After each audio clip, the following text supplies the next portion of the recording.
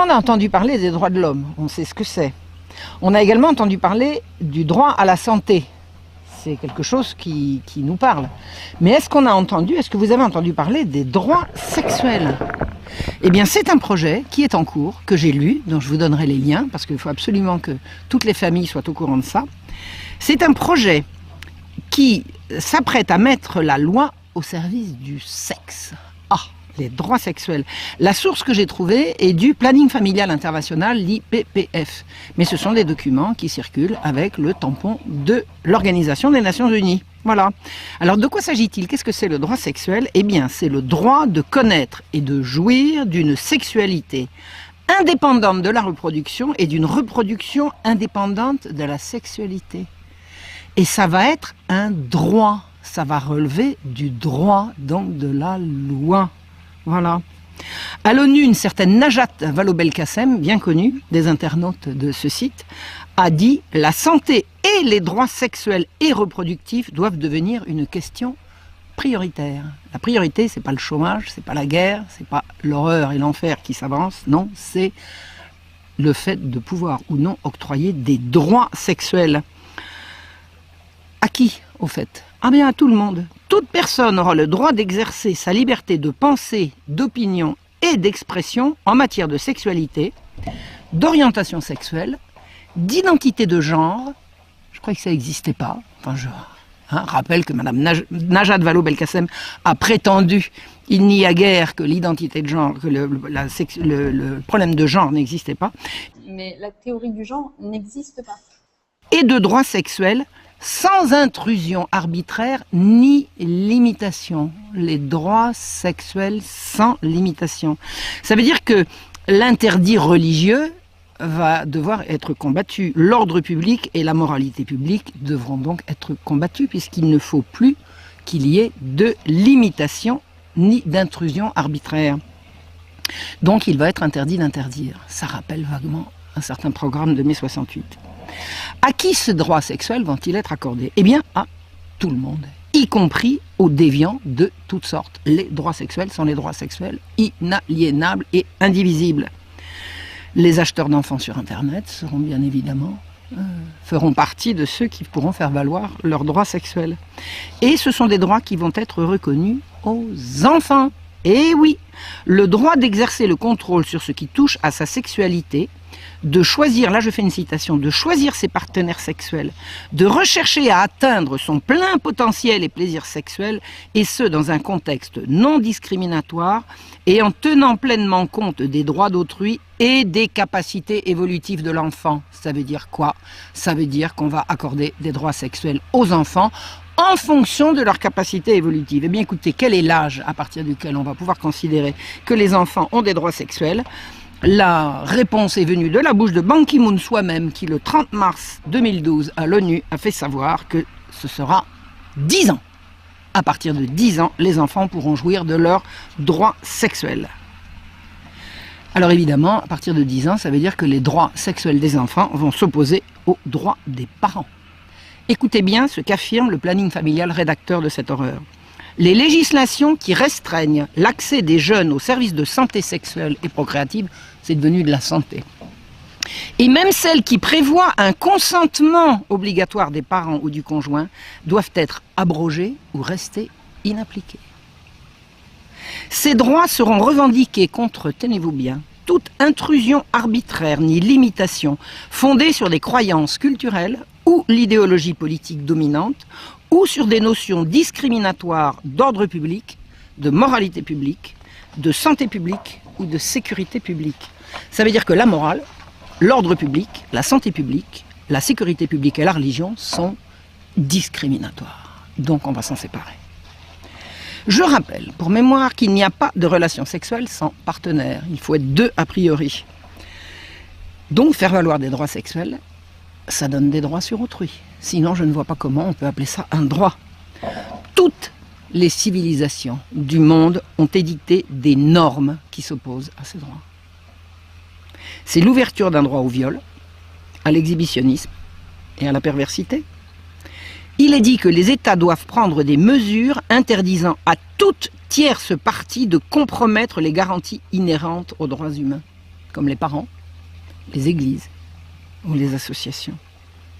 Eh bien, imaginez-vous qu'on n'a oublié personne, on a même pensé aux migrants. Et oui, dans le projet qui date de 2008, il est fait état des droits sexuels des migrants.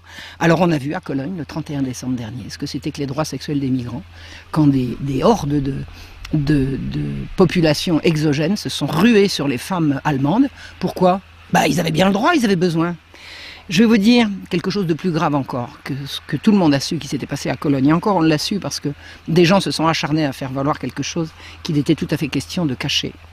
Il y a eu 2 semaines auparavant, juste avant Noël, à Vienne, dans une piscine, un migrant irakien, d'origine irakienne, je n'incrimine pas l'Irak bien entendu, ce qui va sans dire va mieux en le disant, un migrant irakien qui était en train de se baigner, c'est bien, hein, migrant arrivé, il a déjà son droit à la piscine, il a été brusquement pris d'un soudain besoin sexuel irrépressible, mais vraiment irrépressible.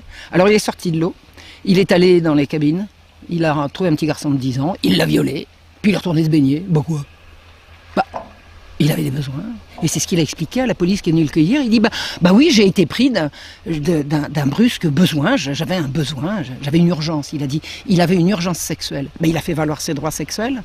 Alors on l'a quand même mis en prison, où la mère du petit garçon a souhaité qu'on lui fasse subir à lui ce qu'on fait en général subir dans les prisons depuis que le monde est monde, à ce qu'on appelle les pointeurs. En attendant, il n'a fait que faire valoir ses droits, non? Il avait des besoins, il avait donc un droit à les satisfaire.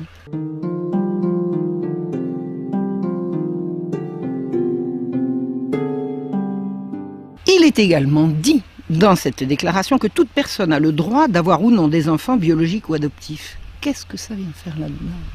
On a le droit d'avoir des enfants adoptifs, donc on a des droits sur les enfants qu'on n'a pas faits, donc on a des droits sur les enfants des autres. Ça vous dit quelque chose qui se prépare?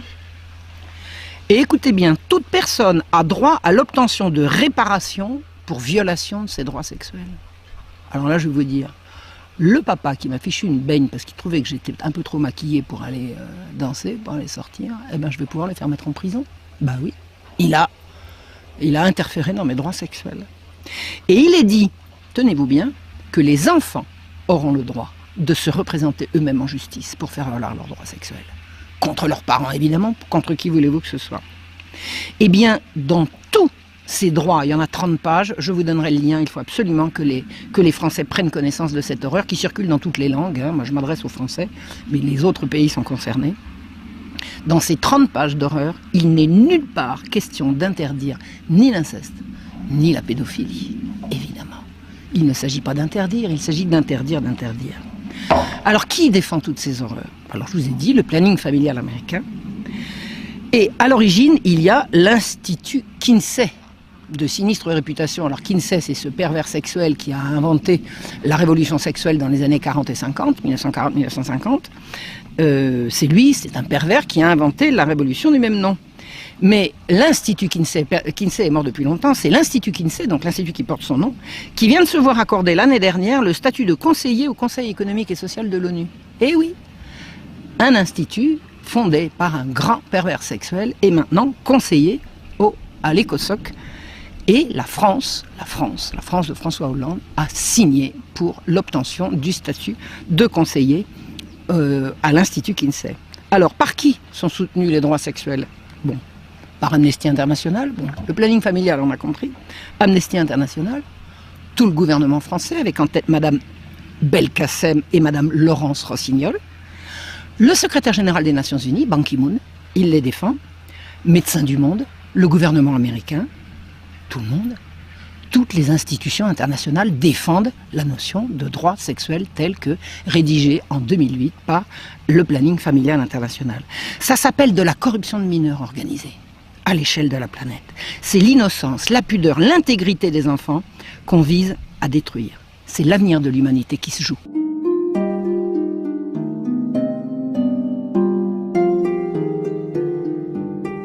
Parce que le corollaire de ces droits sexuels, c'est l'éducation sexuelle à l'école. Et là, il ne faut pas en rire. Parce que des expériences ont commencé à être pratiquées en France et que c'est l'horreur. Alors, ce qui se dessine et ce qui nous pend au nez, si je peux me permettre, je vais vous donner 3 exemples. En Allemagne, des enfants se sont évanouis à l'issue d'un cours d'éducation sexuelle. Un père qui s'appelle Eugen Martens, en août 2013, a refusé que sa fille retourne au cours d'éducation sexuelle. Il a été arrêté et mis en prison. Comme sa femme était enceinte, on lui a donné un délai pour aller faire sa peine de prison. C'est d'attendre que sa femme ait fini et donné naissance à leur enfant. Autre information intéressante, au mois d'août de 2015, c'est-à-dire l'année dernière à Marseille, a eu lieu, alors payé évidemment par les deniers publics, parce que c'est toujours comme ça que ça se passe, une exposition d'images à caractère pédophile, scatophile et zoophile. Une horreur, une horreur. J'ai vu les images.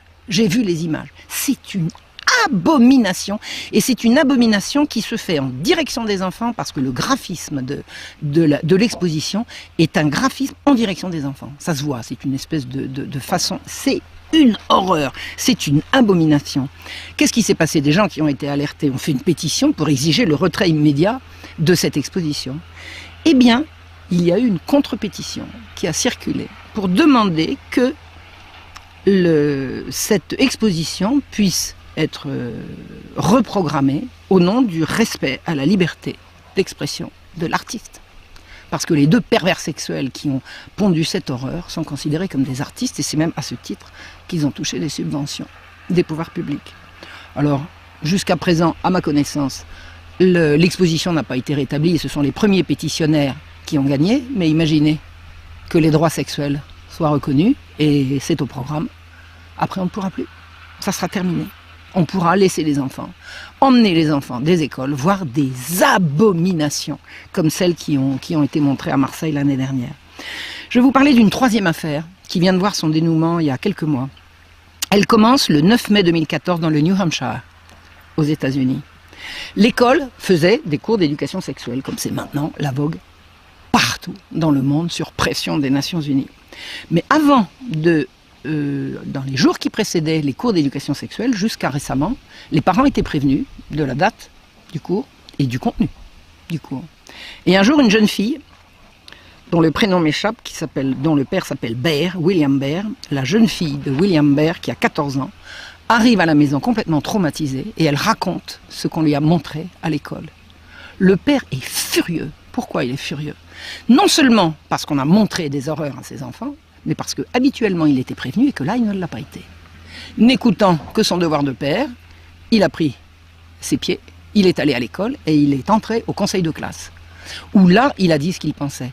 La directrice de l'école lui a demandé de respecter son autorité et de ne pas l'interrompre. À quoi le père a dit: et ma fille, l'avez-vous respectée?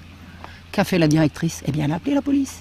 La police est venue arrêter William Baer, l'a menotté, l'a mis en prison et a réussi à obtenir un jugement de $1200 de réparation pour outrage, parce qu'il avait défendu sa fille. Il a réussi à obtenir gain de cause. C'était pas le genre à se laisser faire.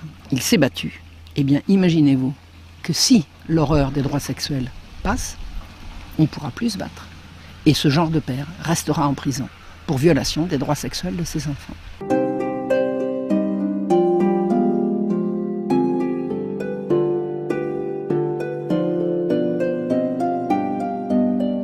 Ça n'est pas uniquement le sexe qu'on enseigne maintenant à l'école. C'est toutes les perversions. Toutes les perversions. On banalise toutes les déviances et ça passe par l'école. Je vais vous donner une citation que je tiens de Nigel Farage, qui a beaucoup fait parler de lui récemment à propos du Brexit et de son soutien à Donald Trump. Il m'a dit au mois de septembre 2014, je vous donnerai le lien avec la minute précise où il s'exprime. Il explique: il y a 10 ans, quand les États membres ont dû choisir leur commissaire, les Italiens ont porté leur choix sur un conservateur nommé Buttiglione. Il a répondu à plusieurs interviews. Il a dit qu'il pensait que, en général, il était préférable, tant que les finances le permettaient, que la mère puisse rester à la maison jusqu'à ce que l'enfant soit en âge d'aller à l'école. Ça a été considéré comme épouvantable. Il n'a pas été retenu. Il n'est pas devenu commissaire. C'est là, pour la première fois, que j'ai compris comment ces institutions sont brutalement laïques et viscéralement anti-famille. Suite de la citation de Nigel Farage: Quand on parle de l'Union européenne, on en parle généralement en termes de politique, de souveraineté, d'un manque de démocratie, mais il y a quelque chose de plus profond qui se passe, et qui est une tentative délibérée de détruire nos sociétés. Merci Nigel Farage. Vous savez ce qui se prépare? C'est la fin programmée de l'enfance et de la famille. Et maintenant, on fait quoi?